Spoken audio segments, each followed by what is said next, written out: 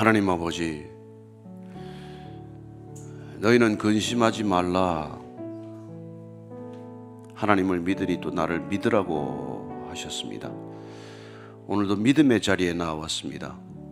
하나님, 그러나 저희들이 결코 주님의 그 평강을 때로는 누리지 못함을 솔직히 고백하오니, 하나님, 저희들 심령 가운데 좌정하셔서 오늘도 그리스도의 지극한 평강 가운데 하루를 시작하게 하여 주옵소서. 예수님 이름으로 기도합니다. 아멘. 요한복음 12장 37절로 50절까지 같이 읽습니다. 시작. 이렇게 많은 표적을 그들 앞에서 행하셨으나 그를 믿지 아니하니 이는 선지자 이사야의 말씀을 이루려 하심이라.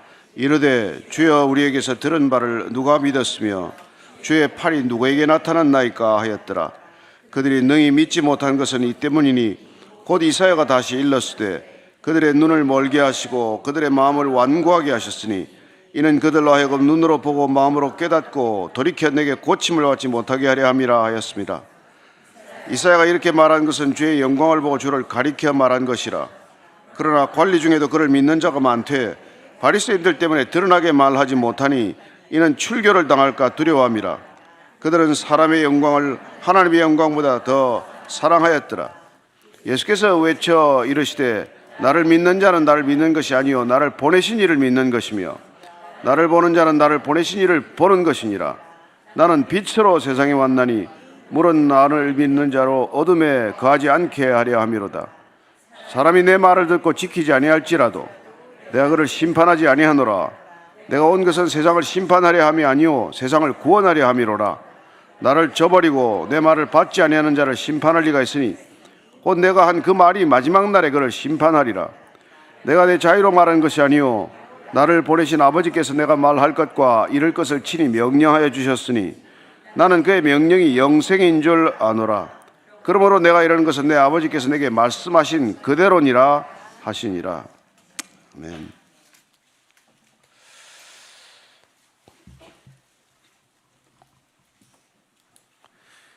예수님께서 그토록 많은 표적을 보였지만은 믿지 않습니다. 안 믿기로 작정하면 무슨 말을 한들 믿겠습니까? 참 아무리 답답해도 별다른 도리가 없죠. 예수님께서는 내가 구원하러 왔지 심판하러 오지 않았다고 말씀하셨습니다. 그럼에도 불구하고 내게 이런 말이 곧 너를 심판하실 것이라고 알려주십니다. 주님께서는 그 심판이 바로 다른 게 아니라 우리가 빛으로 오신 그분을 거절하고 거부하고 스스로 어둠을 택한다는 것입니다. 어둠 속에서 안 나온다는 거예요. 웅크리고 안 나옵니다. 끝내 그게 심판이 되는 것 말고 다른 뭐가 있겠어요. 빛으로 나오려는데 빛으로 오신 분께서 빛 가운데로 나오려는데 끝까지 안 나오는 것, 그게 심판이라고 알려주십니다. 37절 38절입니다. 시작. 이렇게 많은 표적을 그들 앞에서 행하셨으나 그를 믿지 아니하니 이는 선지자 이사야의 말씀을 이루려 하심이라. 이르되 주여 우리에게서 들은 바를 누가 믿었으며 주의 팔이 누구에게 나타났나이까 하였더라. 많은 표적을 행했지만은 믿지 않는다. 왜 안 믿느냐니까 오늘 사도 요한은 예수님의 표적, 예수님의 말씀에도 불구하고 믿지 않는 까닭을 이사야서 53장 1절 말씀이 성취된 것이다, 이렇게 해석하는 것입니다. 구약은 오실 예수님에 관한 기록이에요. 그러니까 구약이 이루어지는 것이 곧 예수님이 이 땅에 오신 것을 드러내는 것입니다. 그래서 오늘 이사야의 말씀이 53장 1절이 바로 인용한 그 말씀이에요. 우리가 전한 것을 누가 믿었느냐? 53장 1절이에요. 여호와의 팔이 누구에게 나타났느냐? 전한 것을 누가 믿었느냐? 말씀을 누가 믿었느냐? 팔이 누구에게 나타났냐? 능력이 누구에게 나타났느냐? 표적이 누구에게 보여졌느냐? 그러니까 말씀과 표적, 말씀과 능력이 눈앞에 보여지고 들려졌음에도 불구하고 안 믿었다 얘기죠. 따라서 오늘 이 요한은 바로 선지자 이사야의 이 말씀이 성취된 것이다. 구약시대 이스라엘 백성들이 그렇게 하나님의 말씀을 듣고도 그대로 살지 않고 그렇게 하나님의 능력을 그렇게 수없이 보고도 출애굽에서부터 이스라엘 백성들이 경험한 하나님의 능력이나 하나님의 기적은 또 얼마나 많았습니까? 그럼에도 불구하고 하나님을 안 믿었듯이 예수님이 오셨음에도 불구하고 예수님이 보여주신 그 표적들, 많은 표적들, 특별히 요한복음에서 우리가 7가지 그 예수님의 자기 정체성을 선언하는 표적들에도 불구하고 그걸 믿지 않았고, 또 아버지께서 내가 들은 말씀이라고 그 말씀을 그대로 전했지만 그 말씀도 안 믿었다는 거예요. 왜 안 믿었습니까? 39절에서 41절입니다. 시작. 그들이 능히 믿지 못한 것은 이 때문이니 곧 이사야가 다시 일렀으되 그들의 눈을 멀게 하시고 그들의 마음을 완고하게 하셨으니 이는 그들로 하여금 눈으로 보고 마음으로 깨닫고 돌이켜 내게 고침을 받지 못하게 하려 함이라 하였습니다. 이사야가 이렇게 말한 것은 주의 영광을 보고 주를 가리켜 말한 것이라. 이 이사야서 6장 10절에서부터 13절까지를 쭉 한번 읽어봅시다. 시작. 이 백성의 마음을 둔하게 하며 그들의 귀가 막히고 그들의 눈이 감기게 하라. 염려하건대 그들의 눈으로 보고 귀로 듣고 마음으로 깨닫고 다시 돌아와 고침을 받을까 하노라 하시기로 내가 이르되 주여 어느 때까지니까 하였더니 주께서 대답하시되 성읍들은 황폐하여 주민이 없으며 가옥들에는 사람이 없고 이 토지는 황폐하게 되며 여호와께서 사람들을 멀리 옮기셔서 이 땅 가운데 황폐한 곳이 많을 때까지니라. 그 중에 10분의 1이 아직 남아있을지라도 이것도 황폐하게 될 것이나 밤나무와 상수리 나무가 배임을 당하여도 그 그루터기는 남아있는 것 같이 거룩한 씨가 이 땅에 그루터기니라 하시더라. 이사야가 살았던 그 시대도 여전히 이스라엘 백성들은 하나님을 떠나고 우상 숭배에 젖어 있고 끊임없이 타락하고 부패해가는 그 백성들을 통해서 애타는 심경을 그렇게 토로하고 있는 거예요. 이 백성들이 들어도 이렇게 완악하고 이렇게 하나님께로 돌이키지 않는다. 언제까지 이렇게 하나님께로 돌이키지 않겠습니까? 이 백성들은 도대체 왜 이 지경입니까? 하나님께서 이렇게 대답하셨어요. 모든 게 다 황폐해지고 주민도 없고 가옥들도 없고 사람들도 없고 철저히 뭐 바벨론에게 유린되든지 철저히 나라가 망해서 너희들이 포로로 끌려가고 노예로 끌려가고 그렇게 될 때까지 아마 돌이키지 않을 것이다. 이렇게 말하는 겁니다.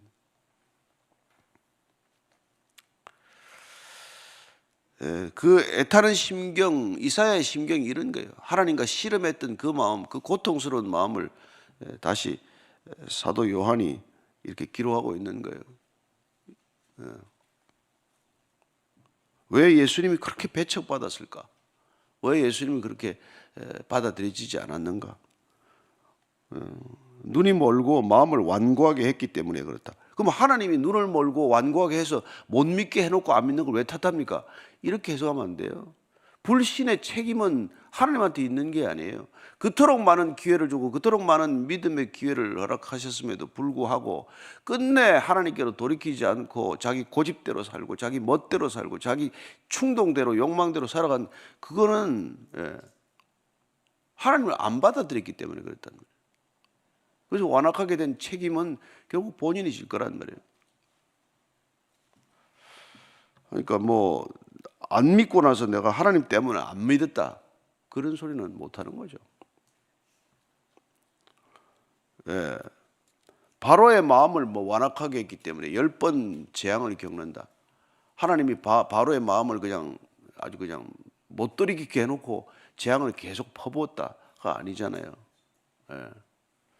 마음이 완악하게 되는 걸 내어버려 두는 것은 그가 돌이킬 수 있는 기회를 주신 것이지 뭐 하에 너는 돌이키지 말아라 그게 아니잖아요. 참 뭐 애타는 마음을 이렇게 우리는 보게 됩니다. 예수님께서는 이 구약에서 나오는 말씀들이 다 당신을 증언하는 거라고 말씀해 주셨어요. 그렇기 때문에 지금 사도 요한이 이사야가 이렇게 다 예언했던 것은 주의 영광, 예수님이 오셔서 당하게 될 일을 미리 예언한 것이다. 그러니까 예수님은 구약이 내게 대해서 증언하는 것이라고 말씀해 주셨고, 사도 요한을 비롯한 제자들은 예수님이 떠나시고 나서야, 성령을 받고 나서야, 눈이 떠지고 나서야 구약에 일렀던 예언의 말씀들이 하나하나 성취된 것이구나, 이걸 지금 깨닫고 기록한 거란 말이에요. 그럼 요한복음 5장 39절 한번 읽습니다. 시작. 너희가 성경에서 영생을 얻는 줄 생각하고 성경을 연구하거니와 이 성경이 곧 내게 대하여 증언하는 것이니라. 아멘. 이 구약을 우리가 읽을 때 예수님에 대해서 얘기하는 거로 읽어야 된단 말이에요. 그래야 구약이 옛 약속이라는 것, 새로운 약속과 동일한 약속 기반 위에서 전개되었다는 것을 알게 되는 것이죠. 46절 또 읽습니다. 시작. 모세를 믿었더라면 또 나를 믿었으리니 이는 그가 내게 대하여 기록하였습니다. 여러분, 이 두 요절만 한번 생각을 해보세요. 한번 깊이 묵상을 해보세요. 성경이 이게 다 예수님 얘기다. 심지어 모세가 얘기했던 것도 나한테 대하여 얘기한 거다. 여러분, 이런 예수님 와서 이런 소리 하면은 여러분 이거 사실인지 아닌지를 조사를 해봐야 될 거 아니에요. 아니, 모세가 얘기한 게, 모세가 언제적 모세인데 지금 예수님은 지금 서기 33년에 돼가지고 얘기를 하냔 말이에요. 모세가 지금 여기 1500년 전 사람인데 예수님 오시기 전에 1500년 사람이 나한테 대해서 얘기한 거다, 이런 얘기를 했으면 이게 사실인지 아닌지 이걸 조사를 해봐야 될 거 아니에요.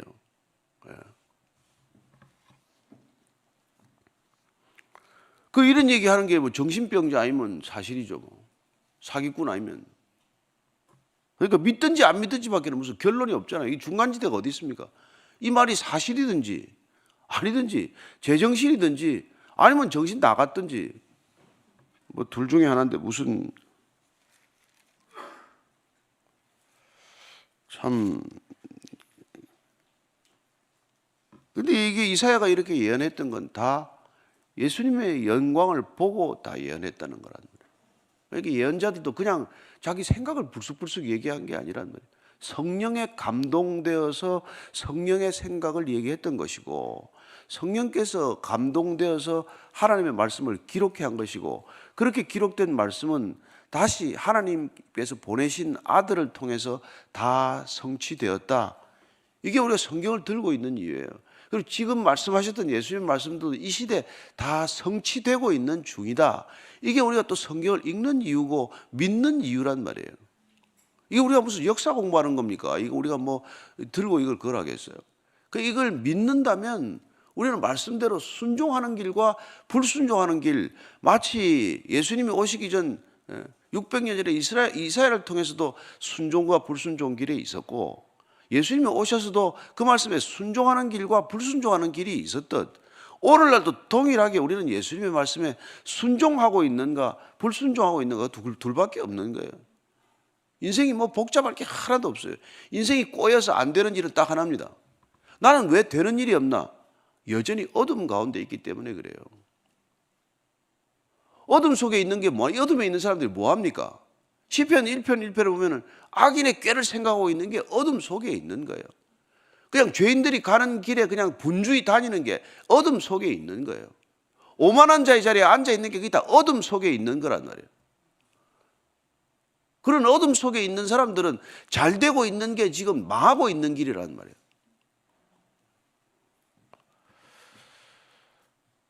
하여튼 뭐 요새 망하고 있는 사람들 보이죠? 망하고 있는 사람들. 망하고 있는 줄 알긴 하냔 말이에요. 본인이 왜 이렇게 점점 망하고 있는지를 아냔 말이에요. 어둠 속에 있기 때문이라는 거예요. 빛으로 오신 분한테 안 나오기 때문에 그래요.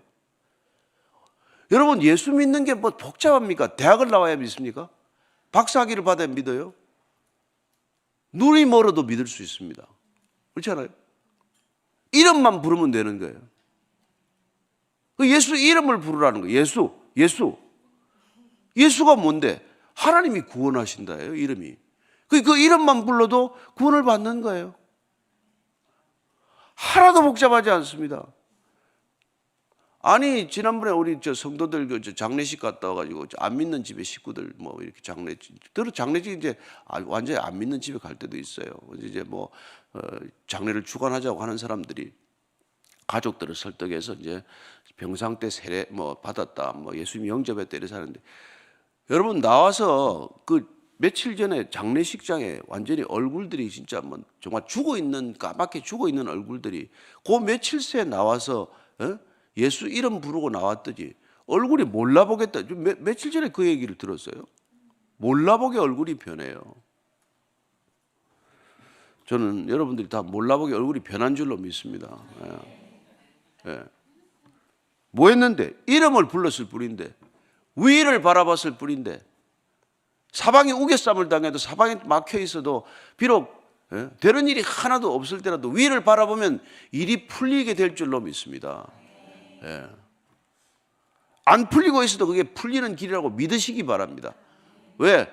우리가 그리스도 안에 있으면 모든 것이 합력하여 선을 이루고 있는 중이니까. 우리 시간표와는 안 맞을지 몰라도 우리는 지금 선을 이루어가고 있는 거란 말이에요. 이 나라 이 민족이 선을 이루어가고 있는 줄로 믿습니다. 우리 눈에 보면 지금 뭐 온통 혼란스럽고 뭐가 되는 일이 없는 것 같지만 하나님께서 선을 이루어가고 있는 줄로 믿으시기 바랍니다.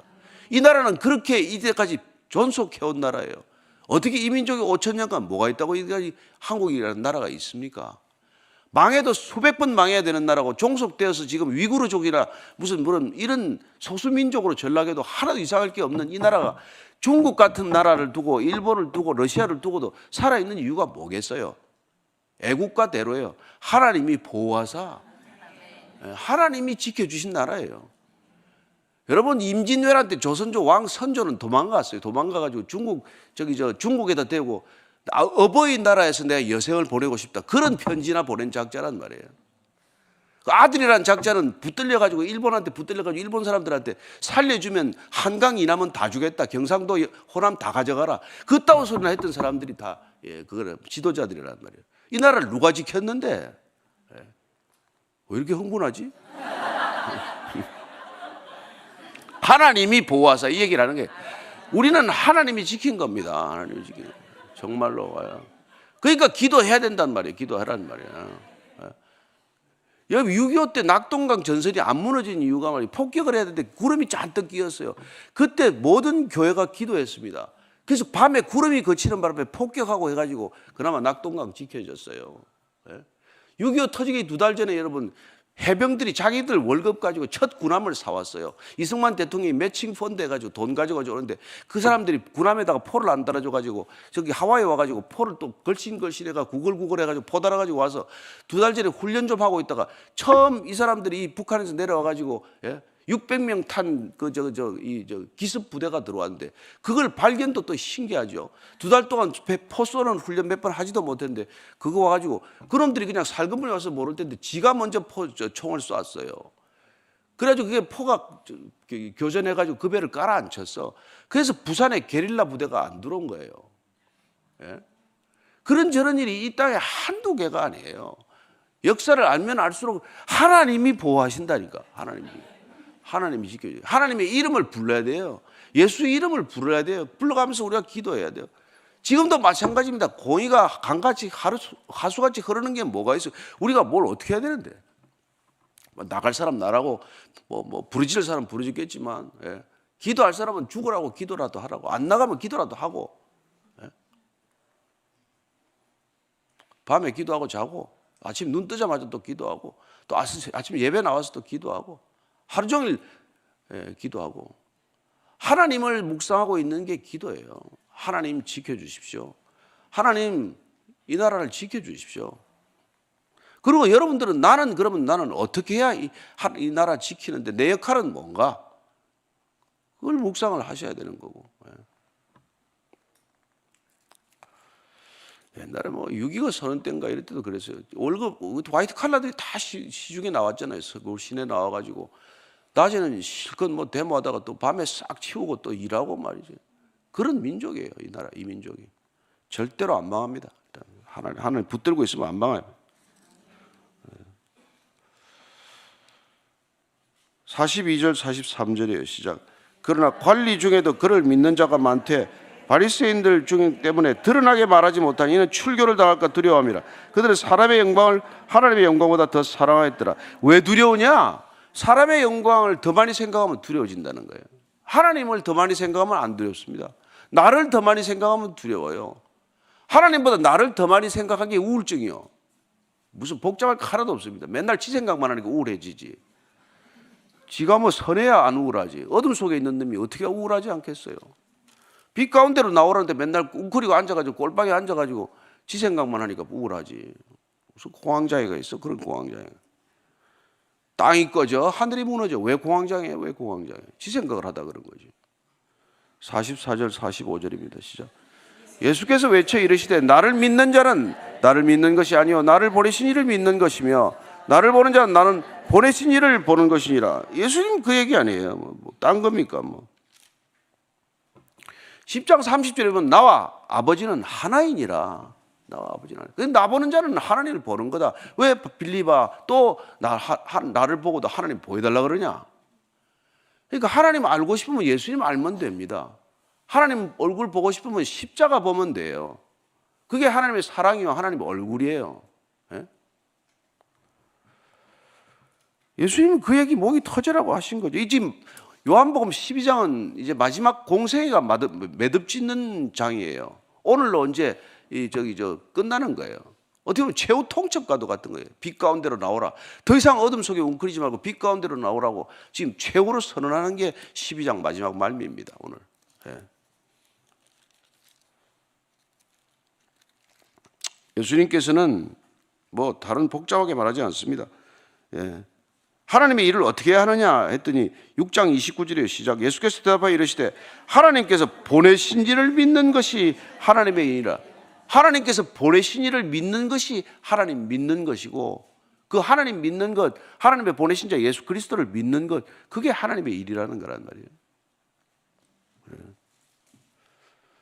46절입니다. 시작. 나는 빛으로 세상에 왔나니 물은 나를 믿는 자로 어둠에 거하지 않게 하려 함이로라. 빛으로 세상에 왔다. 요한복음에서 빛이라는 단어가 24번 나옵니다. 계속 빛, 그분은 빛이라. 난 내가 빛이다. 나는 세상의 빛이다. 빛에 거하는 자는 어둠 속에 거하지 않는다. 빛으로 나아오라. 너희들은 빛의 자녀들 되라. 이 얘기란 말이에요. 예. 어둠 속에 거하지 말라. 왜 자꾸 빛 얘기를 합니까? 세상의 본질이 어둠이니까. 가만 내버려두면 어둠 속에서 웅크리고 앉아있으니까. 하는 짓들이 맨날 모여서 어둠의 일을 하니까. 어둠의 자식들이 맨날 하는 일은 사람 죽일 생각, 사람 허물어뜨릴 생각, 이 나라 민족을 깨뜨릴 생각, 뭐 중국에 팔아먹을지 어디다 팔아먹을지 생각하는 생각. 그게 어둠에 있는 저 어둠의 자식들이 하는 거란 말이에요. 단에서 내가 뭐 더 이상 쌍소리를 못해서 그렇지. 어떤 때는 막 다 걷어치우고 나도 그냥 해대고 싶지만 이걸 전하라 그래서 이걸 전하는 거예요. 왜냐하면 예수님이 답이니까. 누구도 답이 아니에요. 예수님만이 답이에요. 베드로가 뭐 한참 뭐 엎어졌다 자빠졌다 실수도 하고 또 하나님은 인정도 받고 있었다가 결국은 뭐예요? 베드로전서 2장 9절입니다. 시작. 그러나 너희는 택하신 족속이요 왕같은 제사장들이요 거룩한 나라요 그의 소유가 된 백성이 이는 너희를 어두운 데서 불러내어 그의 귀한 빛에 들어가게 하신 이의 아름다운 덕을 선포하게 하려 하심이라. 너희들 누구냐? 너희들 왕같은 제사장이다. 택하신 족속이다. 우리의 정체성이 달라졌단 말이에요. 왜? 어둠에서 빛으로 나왔으니까. 그럼 너 하는데 빛에 나와가지고 그러면 너희들은 어둠 속에 있는 자들에게 빛 가운데로 걸어 나오라고 하는 것밖에 할 일이 없단 말이에요. 왜 그렇게 어둠 속에 있냐? 우리를 빛 가운데로 나오게 하신 이의 아름다운 덕, 그 아름다움, 그 놀라움, 그 기이함, 그분 안에서 누리는 그 놀라운 평강, 이런 걸 우리가 이게 항상 겸손으로 준비할 태도를 가지고 있으라 이 말하지 않습니까? 47, 48절입니다. 시작. 사람이 내 말을 듣고 지키지 아니할지라 내가 그를 심판하지 아니하노라. 내가 온 것은 세상을 심판하려 함이 아니요 세상을 구원하려 함이로라. 나를 저버리고 내 말을 받지 아니하는 자를 심판할 리가 있으니 곧 내가 한 그 말이 마지막 날에 그를 심판하리라. 내가 지금 나오라 했는 이 말이 심판이, 구원이자 곧 심판이란 말이에요. 빛 가운데로 나오라. 이제 시간이 없다. 빛 가운데로 더 이상 어둠에 거하지 말고 나오라. 이 말씀은 구원을 위한 말씀이지만 이 말 듣고 안 나오면 심판이지 뭐. 뭐가 심판인데. 그렇게 나오라는데 기회 주는데 뭐. 예를 들어서 무슨 우리가 뭐 테러리스트 할 때 나오라 그럴 때 야, 열 셀 때까지 나와라. 이거 구원이란 말이에요. 열 셀까지 나오면 구원하는 거 아니에요. 열 셀 때까지 안 나오면 그때부터 집중 사격받아 죽는 거지 뭐. 그렇잖아요. 기회를 주는 건데. 하나님이 그렇게 기회를 주는 것, 그게 구원이고 그걸 박차버리는 것, 그게 심판이란 말이죠. 49절 50절입니다. 시작. 내가 내 자유로 말한 것이 아니요 나를 보내신 아버지께서 내가 말할 것과 이를 것을 친히 명령하여 주셨으니 나는 그의 명령이 영생인 줄 아노라. 그러므로 내가 이러는 것은 내 아버지께서 내게 말씀하신 그대로니라 하시니라. 내 말이 곧 영생이다. 이 말씀도 다 해주지 않았습니까? 17장 3절입니다. 시작. 영생은 곧 유일하신 참 하나님과 그가 보내신 자 예수 그리스도를 아는 것이다. 그분과 관계를 맺는 것, 그분의 말씀을 듣고 나서 그분의 말씀을 따르는 것, 순종하는 것, 그게 영생이란 말이에요. 영생. 그래서 우리를 어둠에서 빛으로 옮겨놓는 것, 어둠에서 불러내어 기이한 빛으로 들어오게 하는 것, 이게 곧 영생이기 때문에 나는 너희를 그 어둠에서 빛 가운데로 옮겨놓기 위해서 왔다. 이게 구원이다. 그게 사망에서 생명으로 옮기는 것이다. 그 얘기를 한 것이죠. 요한복음 5장 24절 같이 한번 읽겠습니다. 시작. 너희에게 이르노니 내 말을 듣고 또 나 보내신 이를 믿는 자는 영생을 얻었고 심판에 이르지 아니하나니 사망에서 생명으로 옮겼느니라. 불러낸 거란 말이에요. 야, 누구야 나와라. 나사로야 나와라. 죽음에서 생명으로 옮겨놓는 거 아닙니까? 어둠이라는 사망의 동굴 속에서 빛 가운데로 걸어 나오게 한 거 아니에요? 그 그림을 왜 보여줬겠어요? 우리가 살았다고 하나 다 죽은 자들이랑 마찬가지니까 주님께서 오아시에서 부르셨단 말이에요. 내 말을 듣는 자는 살아나리라. 이 백성들이 여러분 양식이 없어 주림이 아니요 물이 없어 가람이 아니요 오직 하나님의 말씀을 듣지 못한 기갈이라. 말씀을 들으면 살아날 터인데 말씀 안 듣고 맨날 다른 세상 소리만 들으니까 그러잖아요. 알리 태무이 얘기나 듣고 말이에요. 좀 싸다고 그거 왜 자꾸 써? 보니까 다 나쁜 놈들이더만. 좀 비싸도 한국 거 쓰고 이래요. 애국이 딴 거 있나 뭐.